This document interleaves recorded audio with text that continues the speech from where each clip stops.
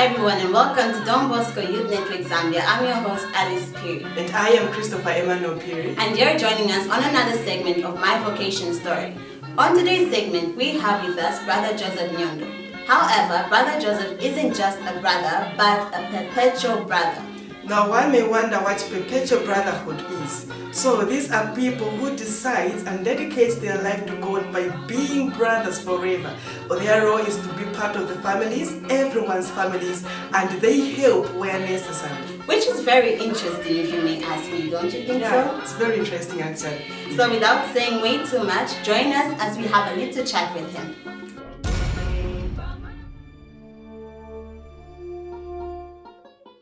Brother Joseph is from a family of 9. We used to be 9. The firstborn passed on to the Lord, and we remained 8. 4 boys and 4 girls.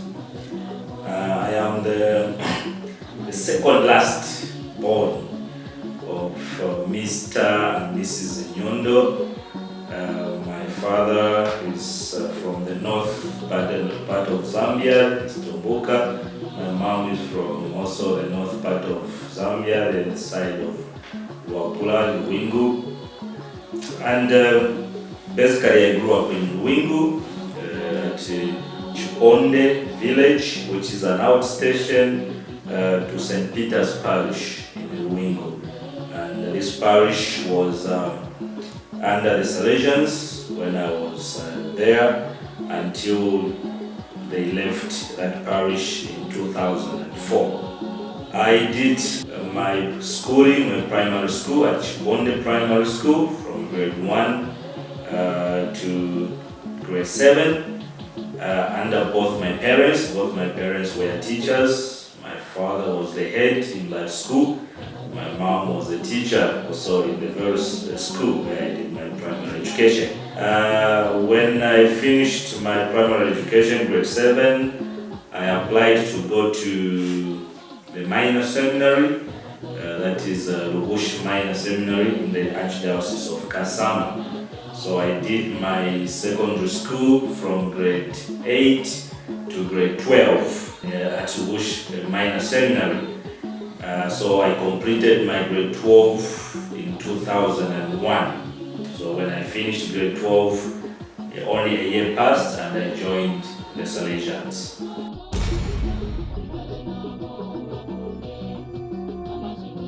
As I was in the primary school, I applied to go to the minor seminary for secondary, as it is known that when you want to go to the minor seminary, it means you want to be a priest. So I applied to go to the minor seminary. I was accepted, and from there I started thinking, okay, I want to be a priest, because I was admiring the priests, that the Salesian priests who were coming to our stations. Father Gota, the late, actually is the one who baptized me in the St. Peter Parish in Luwingu, and the other priests, Father Kazimir Soha, who is still with us, is in post-novitiate, Father Peter Marek, the late, and many other priests, Father Bosco Mulenga, Father Msenge, who passed in Luwingu. So I got inspired and I said I'm going to become a priest. So I went to the minor seminary. It was a diocesan seminary. So by that time I was not clear. Of course I want to be a priest, but which priest? Is it a Salesian priest? Is it a Jesuit priest? Those ideas were not yet clear, but I wanted to become a priest. So I went to the minor seminary and I continued discerning under the minor seminary of the Archdiocese of Kasama until I finished grade 12 there in 2001. Even before finishing, maybe I would mention one particular incident that I was also inspired that I attended the ordination of our first Zambian priest, Bishop Clement Mulenga, because he's from Luwingu and he was ordained in our parish. And by that time I was in grade 9, so I participated, I went for that ordination. So that was also a motivation for me to join priesthood.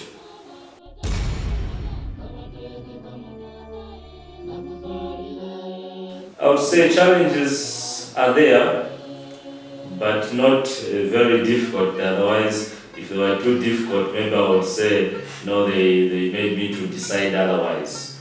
The challenges I met mostly was just to adjust always when you are being formed. We are being formed from a different type of life. You want to be trained to become a priest, to become a brother. There's a certain discipline that is required. So in that adjustment, being corrected, being taught the right way of doing things, the religious way of doing things, I would say those are some of the challenges I would say that I faced from in the formation side. When I go home for holidays, sometimes you meet friends who would love to, some will laugh at you. You're not going to make it. Why did you choose to go for this way? Everyone is going the other way. So again, that was a challenge, being laughed at by friends sometimes, being discouraged by friends sometimes. Sometimes even some family members would say, look at you, you have got good results. You have got good results. Go to the university, become a medical doctor or become a lawyer. Don't go for priesthood. So such kind of challenges from family, from friends were there, but I wouldn't say that they were too much as to make me quit.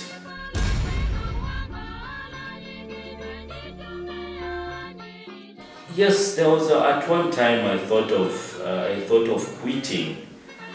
As I mentioned about being formed, it's like being purified so that you become ready, you become worthy for the vocation that you are pursuing.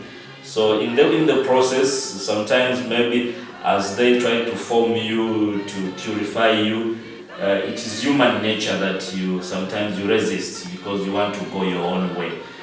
So I would say that there was a point in time when I felt like maybe it's not my vocation because I'm being told that I'm not very happy, I'm not very joyful, maybe I'm not enjoying my vocation. So that made me think twice at one particular time to say, am I really called? Is this the vocation that I want to live for the rest of my life?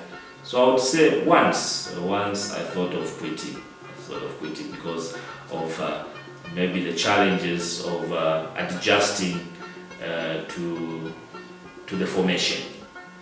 But what motivated me to continue was first of all with the help of the novice master, who made me to go back to my first motivations. He asked me, what really motivated you to join the Salesians?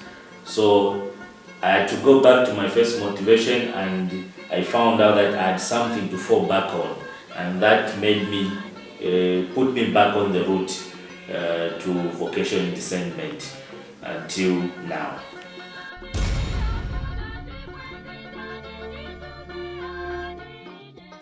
I would say I'm Brother Joseph, but somebody would automatically say maybe I look up to Saint Joseph.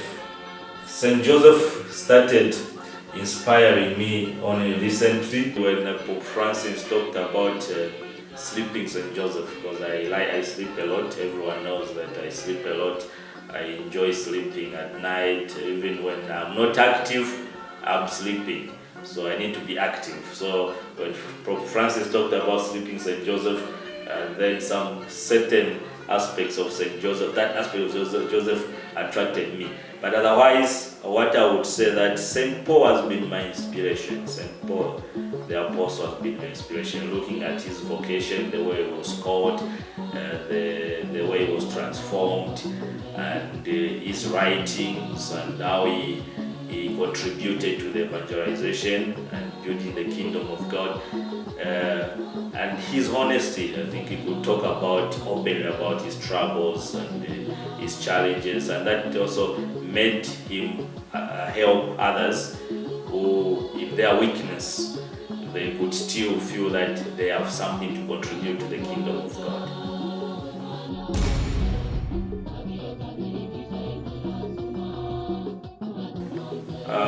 would say to them that it's a beautiful being a religious or a religious brother or priest or sister. It's a beautiful vocation. It's a beautiful vocation, and you'll find a lot of fulfillment in it, especially if you give yourself and you empty yourself and you live for others. You'll find a lot of fulfillment. So go ahead, listen to the voice of God. God can speak to you through your parents. Myself, my mom played a very big role in ensuring that I respond to this vocation. God can speak to you through your friends, your families. God can speak to you through your priests and your religious leaders, wherever you are. So open yourselves up and give yourself for the good of others. You can have struggles in realizing or finding your vocation, because it's not in a vocation we don't call ourselves, God calls us. That's why there's a lot of effort and steps we have to make in order to open up to God's calling. God has got a vocation, has got a call for each one and everyone here on earth. By responding to that call, we need also to have the right dispositions so that we respond to what God is calling us to do or asking us to do. So I would say, if you find struggles, you are not able to identify your vocation, you feel like you don't know what you want to do in life, pray over it, talk to your priests or your religious leaders. Try as much as possible to open yourself, empty yourself, live for others. In trying to live for others, you will find God's call, and God will direct you what He really wants you to do in His vineyard. That was a very nice and interesting interview, wasn't it, Alice? Very interesting. I enjoyed it.